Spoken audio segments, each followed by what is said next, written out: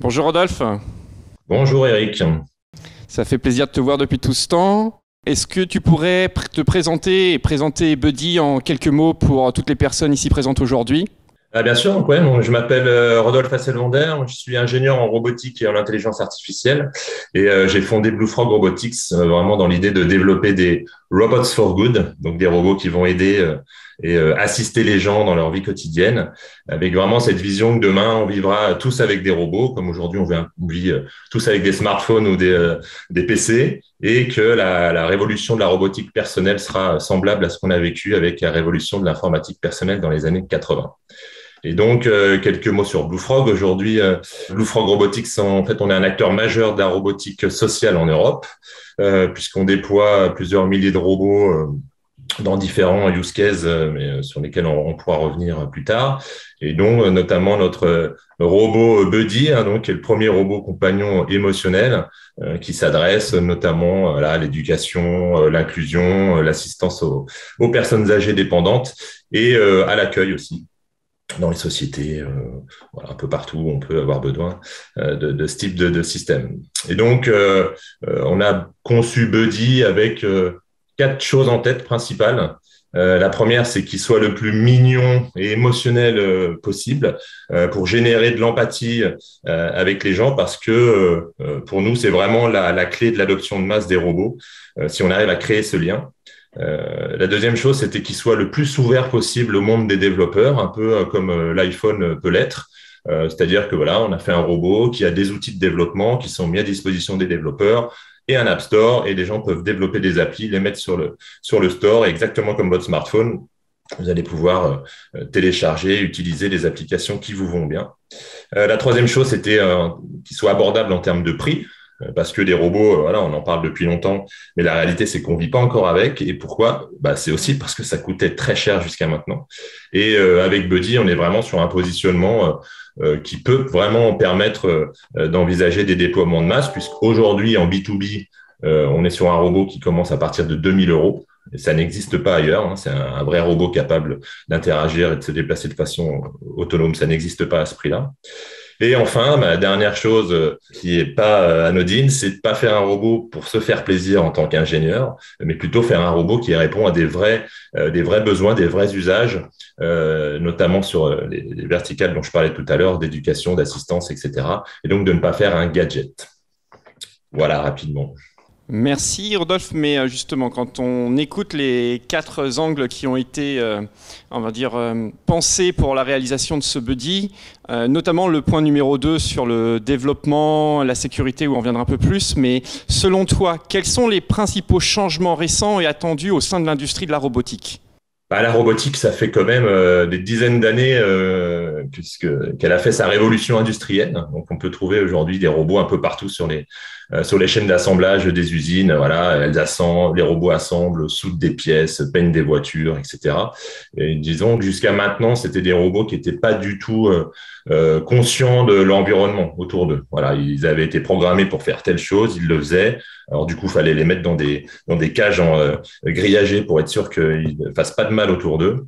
Et donc voilà, ça c'est, je dirais, la robotique d'avant. Et depuis quelques années, l'IA a fait son entrée dans la robotique, et ce qui permet maintenant à des robots toujours industriels pour le moment d'être plus conscients de ce qui se passe autour d'eux, et donc d'être capables de travailler avec des humains. Donc c'est ce qu'on va appeler des cobots, voilà, donc des bras de robots qui peuvent être juste à côté d'humains, se passer des pièces, etc. Et puis, on voit aussi ces capacités de perception permettent aux robots d'être maintenant mobiles. Donc, dans les usines, encore beaucoup. Par exemple, c'est ce qui permet à Amazon aujourd'hui d'avoir des délais de livraison qui sont juste hallucinants, puisque maintenant, on parle même de livraison des fois l'après-midi même. C'est aussi parce qu'ils ont des robots de logistique, des petites fourmis dans les entrepôts qui déplacent les colis dans tous les sens.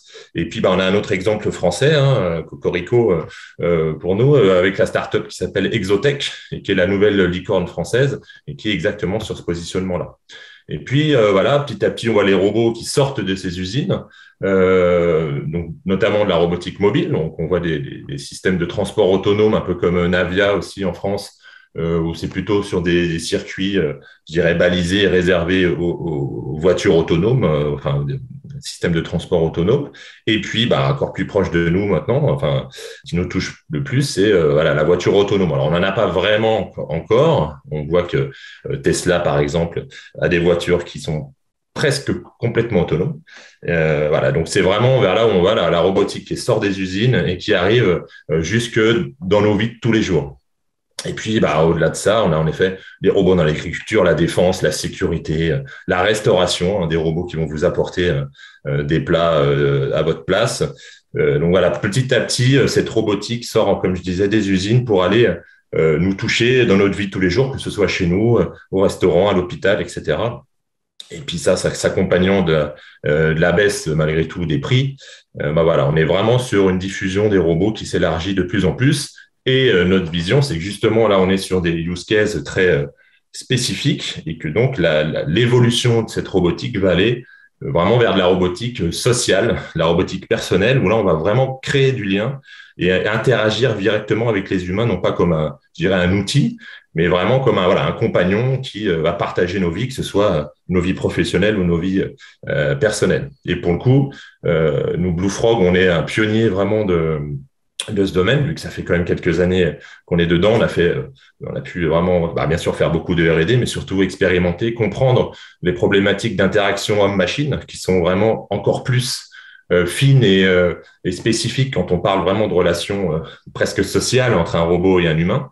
Donc voilà, nous, on était vraiment, je dirais, des précurseurs et on voit aujourd'hui des grands acteurs comme Amazon ou même Elon Musk qui commencent à dire que la révolution de la robotique personnelle va arriver à grands pas et typiquement Elon Musk dit qu'il vendra plus de robots que de voitures. Et donc je suis tout à fait d'accord avec lui. Et donc on va vraiment aller vers ces déploiements de masse, sachant qu'en plus ça a été largement accéléré avec la crise du Covid, enfin de la Covid pardon, qui a vraiment pu permettre aux gens de se rendre compte de quels pouvaient être les apports de systèmes robotiques comme Buddy pour maintenir du lien social avec des gens, veiller sur eux et voire même permettre le lien entre eux, leur famille, leur bien-être, etc. Donc tout ça fait qu'en ce moment on est vraiment dans un timing qui est parfait pour l'explosion de la robotique sociale, de la robotique personnelle. J'entends bien, mais en reprenant tous les différents axes de développement que tu viens de nous citer, selon toi, quels sont les principaux défis technologiques à relever ? On parle d'intelligence artificielle, d'interaction vocale, vision par ordinateur, et j'en passe des vertes et des pas mûres, mais il y a beaucoup de choses devant nous. Quels sont les principaux challenges pour toi ? C'est clair qu'il y a énormément de défis technologiques à relever. Globalement, en fait, un robot personnel, un robot social, il va devoir comprendre son environnement, reconnaître les lieux, comprendre les contextes dans lesquels il va interagir, reconnaître les gens, leurs intentions, faire preuve d'empathie, voire même aller jusqu'à comprendre l'état émotionnel des gens, justement pour être un meilleur robot, un vrai robots for good. Et puis, il doit être capable de se déplacer de façon autonome dans des environnements qu'il ne connaît absolument pas. Parce qu'on parlait d'usine juste avant, chez Amazon, le robot, il se déplace facilement, mais parce que c'est un environnement qui est connu, la lumière change pas, c'est un cadre très très très clair et très carré. Là, le robot, il peut être n'importe où, dans un appart, dans une maison, avec des étages, pas d'étages. Enfin bon, vous avez compris, c'est vraiment compliqué. Et donc, il doit devoir à la fois comprendre cet environnement, s'adapter, et puis ça va dépendre aussi complètement des types d'interlocuteurs qu'il va avoir devant lui, le type de fonction qu'il va avoir. Donc là, par exemple, en termes comme je disais, de computer vision, parce que si on rentre un peu dans le détail technique, tout ce qui permet au robot de comprendre son environnement, une grosse partie des choses viennent de sa capacité à voir, donc computer vision en anglais, vision par ordinateur, pardon, et donc être capable d'aller redétecter où est-ce que je suis dans un salon, est-ce que je suis dans le couloir, combien de personnes sont autour de moi, qui c'est, quel âge ils ont, quelle est la situation, est-ce que c'est une fête, non, elle est en train de faire à manger, ou est-ce que j'ai une situation à risque par exemple. Donc tout ça passe donc par beaucoup d'algorithmes, donc d'IA, de réseaux de neurones qui font de l'apprentissage de telle ou telle chose, mais qui sont quand même un vrai challenge. Non pas, certes, ça déjà c'est compliqué, mais ce qui est encore le plus compliqué, c'est de faire fonctionner tout ça dans un seul et unique système, donc Buddy, qui va agréger tout un tas d'informations, et en plus dans un système qui ne doit pas être très cher, parce que bon, quand on parle d'IA, on voit plein de choses, hein, mais souvent c'est dans des labos avec des ordinateurs qui sont hyper puissants, hyper chers. Là, on est en train de parler d'un produit qui va coûter quelques centaines d'euros à fabriquer. Donc, on se doute bien que voilà, il y a un vrai challenge autour de ça. Et puis même autour, donc si on passe au-delà de la vision et de la capacité de comprendre et de voir son environnement, bah, même dans les interactions vocales. C'est-à-dire que oui, aujourd'hui, on voit plein de chatbots partout, on a l'impression que c'est très facile. Bah ouais, c'est très facile quand on sait qu'on doit parler d'un sujet en particulier. Voilà, je veux réserver mon billet de train, donc je vais sur le chatbot de la SNCF. Le chatbot, il sait qu'on doit parler de train. Je veux avoir les résultats de la Ligue des Champions au foot. Bah, le chatbot, il sait de quoi on va parler foot. Là, en l'occurrence, c'est un robot qui doit partager la vie de gens qu'il ne connaît pas et donc être capable d'avoir une ouverture et une capacité de comprendre un peu n'importe quoi, même si en soi c'est impossible, mais en tout cas avoir des mécanismes qui donnent l'impression qu'il comprend un peu tout ce qu'on lui raconte. Et l'objectif étant d'avoir demain une vraie conversation avec un robot, donc avec Buddy, sachant qu'aujourd'hui ça n'existe pas. Si on prend un Alexa ou même un Google Assistant, qui sont les assistants vocaux a priori les plus performants du marché, c'est pas possible d'avoir une conversation avec eux. C'est vraiment l'objectif, c'est plutôt d'aller vous répondre à telle question. Un point, c'est tout. Donc voilà, tous ces challenges d'IA autour de la vision, de la voix, de l'interaction vocale, c'est hyper compliqué à intégrer encore une fois dans un système comme Buddy. Et puis il y a aussi la problématique justement de est-ce que le robot va avoir la capacité, je dirais en performance, de faire tout ça en même temps, voilà, de faire tourner plein d'algorithmes d'IA en même temps, plein d'algos d'interaction vocale, etc. Est-ce qu'il peut faire tout ça en embarqué? Est-ce qu'il va aller dans le cloud? Jusqu'à maintenant, il y avait je dirais une tendance qui était à tout externaliser dans le cloud, parce qu'en effet, c'était facile, ça permet d'avoir des systèmes qui coûtent pour le coup pas très cher à produire, et tout est sur Internet. Aujourd'hui, les gens reviennent. Enfin, on en reparlera peut-être un peu après, mais en effet, avec les problématiques. Rodolphe, on va en parler tout de suite parce que je pense que tu viens de toucher on va dire, un des problèmes de sensibilité et des craintes qui peuvent évoluer avec l'avancée de la technologie robotique et la protection des données personnelles. Tu as cité Alexa, Google Assistant, ça, ce sont les interacteurs vocaux. Il y a déjà eu pas mal de craintes sur la violation des données à caractère privé. C'est ce qui ralentit la croissance de ces assistants vocaux. Comment penses-tu que les changements les plus importants dans la façon dont nous traitons les données personnelles, en réponse aux exigences réglementaires et le piratage, vont pouvoir être, on va dire, réalisés dans le développement de Buddy? Clairement, il a été prouvé que des Google Assistant ou Alexa écoutaient tout le temps, en fait, et pas seulement quand vous les réveillez avec le mot-clé, là. Oui, c'est une vraie problématique. C'est ce qui fait maintenant très peur aux gens, d'avoir un genre d'espion chez eux, voilà, qui est toujours à l'écoute. Alors déjà qu'il y avait eu d'autres scandales, notamment avec Facebook, qui partageait des données personnelles. Donc voilà, tout ça fait qu'en ce moment, il y a quand même une vraie crainte au sujet de ces données, de comment elles sont traitées, etc., et comment elles sont captées. Nous, avec Buddy, on est vraiment, pour le coup, sur un robot qui va être chez vous, dans les foyers, alors bien sûr aussi dans des bureaux, etc., mais c'est une autre problématique qui n'est pas non plus trivial, mais c'est vrai qu'à la maison, d'avoir un robot qui a une caméra, des capteurs et des micros, c'est vraiment important. C'est pour ça que c'est vraiment un enjeu de sécurité important. Et c'est pour ça que nous, pour le coup, on a vraiment fait le choix d'essayer d'embarquer le maximum de choses dans le robot. L'objectif étant de ne pas être dépendant justement du cloud et de ne pas devoir envoyer des données personnelles à chaque fois que le robot doit faire une action, doit réfléchir, je ne sais quoi. Et d'où, je rebondis par rapport à ce qu'on disait avant en termes de verrou technologique et en termes d'IA notamment ou de vision, c'est que tout doit être dans le robot pour que quand il va devoir reconnaître la grand-mère qui est chez elle, le flux vidéo ou la photo qu'il aura pris ne sort pas du robot, en fait. Tout est intégré. Donc ça, c'est vraiment un choix et un positionnement qu'on a chez Blue Frog, de vraiment tout embarquer dans le robot, en tout cas tout ce qui est possible d'embarquer. Et dans le cas où on va être obligé d'envoyer des données sur Internet pour diverses raisons, voilà, parce que certains cas d'usage vont le nécessiter, et ben on va l'expliquer aux gens, leur dire, enfin le robot va leur dire, et leur demander s'ils sont bien d'accord et qu'ils valident en toute connaissance de cause le fait qu'ils acceptent que pour tel usage, le robot va devoir se connecter et va envoyer tel type de données. Donc ça, c'est vraiment important. Et puis après, Rodolphe, à la part. de fait, en fait, pour généraliser la question, parce que là, on se focalise sur la problématique de données personnelles, respect de la vie privée, etc. Mais plus généralement, en termes d'éthique, où vois-tu des défis, ou plutôt des opportunités pour que les robots soient largement adoptés dans l'environnement du service professionnel, ou pas du tout?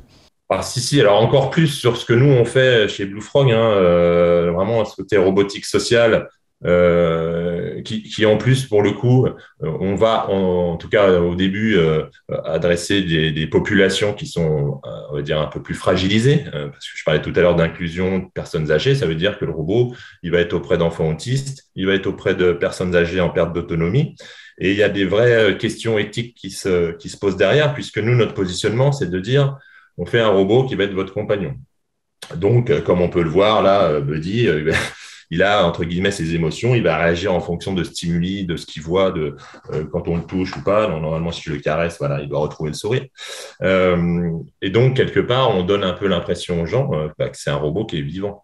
Alors, donc, une des questions qui se pose, par exemple, c'est j'ai une personne âgée qui est toute seule chez elle. Est-ce qu'il vaut mieux qu'elle reste toute seule chez elle, qu'elle dépérisse, qu'elle parle finalement plus à personne et qu'à force, on sait ce que c'est, le mécanisme s'usant, on réfléchit moins bien, on parle moins bien on parle, et moins bien on va parler parce qu'on n'ose plus parler quand le peu de fois où on voit des gens. Et voilà, c'est un peu le cercle vicieux. Ou l'autre option, c'est de dire, ma grand-mère, elle est toute seule. Malheureusement, je peux pas y aller tout le temps parce que, voilà, peu importe les raisons. Et le fait d'avoir un robot avec elle, déjà, elle va plus se sentir seule. Elle va pouvoir parler finalement, que le robot comprenne tout, qu'il comprenne pas tout. C'est même pas ça l'enjeu, parce que quand on parle à son chien, finalement, il comprend pas tout, mais ça change rien. Et en tout cas, elle se sent pas seule, et en plus, le robot va pouvoir, lui, et grâce à sa présence et le fait que il puisse, par exemple, être interconnecté avec WhatsApp, va pouvoir permettre à mamie, finalement, d'être un peu dans le réseau quand même de la famille, parce qu'elle qui peut pas se servir de son téléphone sur WhatsApp, elle va pouvoir quand même voir les photos qui sont partagées via l'écran de Buddy qui va l'alerter quand il y a un message, etc. Mais malgré tout, il y a des questions se posent. Est-ce qu'on peut faire croire ou laisser croire à quelqu'un qu'un robot peut avoir des sentiments, qu'un robot est vivant, etc. Donc ça, c'est des vraies questions d'éthique. Nous, notre positionnement, c'est qu'on pense qu'à partir du moment où c'est quand même bénéfique pour la personne, on peut aller dans ce domaine-là, tout en étant transparent. Typiquement, c'est pas parce que quelqu'un, je sais pas, des enfants vont acheter un robot pour leur grand-mère que ça va les dédouaner d'aller la voir. Donc c'est à nous d'être au maximum proactifs et communiquer sur le fait que c'est pas en achetant un robot qu'on s'achète le droit de ne plus aller voir sa grand-mère et de la laisser toute seule. Donc voilà, c'est ces aspects-là qui sont importants. De même, avec un enfant autiste, le robot qui va interagir avec lui et l'enfant qui va c'est pas peut-être, c'est ce qu'on voit d'ailleurs dans les usages, il va être beaucoup plus ouvert avec Buddy parce que c'est un robot, parce qu'il est mignon, parce qu'on fait bien notre job d'interaction sociale. Est-ce que c'est bien qu'il crée des relations avec une machine, peut-être plus qu'avec des humains?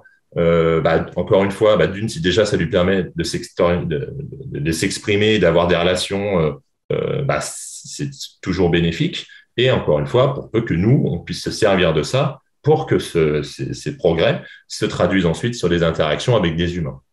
Voilà, en tout cas, il y a en effet énormément de questions éthiques. Après, je vous passe les histoires de droits du robot qui sont en cours de discussion. Est-ce qu'il faut que les robots aient des droits ou pas? Bon, c'est encore autre chose. Et les robots étant capables d'interagir tout seuls et de prendre leurs propres décisions, qui est responsable dans le cas où il y a un souci. Est-ce que c'est le robot lui-même parce qu'il a ses droits? Est-ce que c'est le constructeur, etc. Donc voilà, il y a tout un tas de questions. On est d'ailleurs nous en train de rédiger un livre blanc sur l'éthique et la robotique, et pour preuve que c'est quand même quelque chose qui nous qu'on prend vraiment très au sérieux, c'est qu'on a vraiment embauché même quelqu'un de dédié, une personne qui nous a rejoint il y a plusieurs mois maintenant et qui est vraiment dédié chez Blue Frog à ces aspects éthiques, à sensibiliser déjà même au sein de Blue Frog.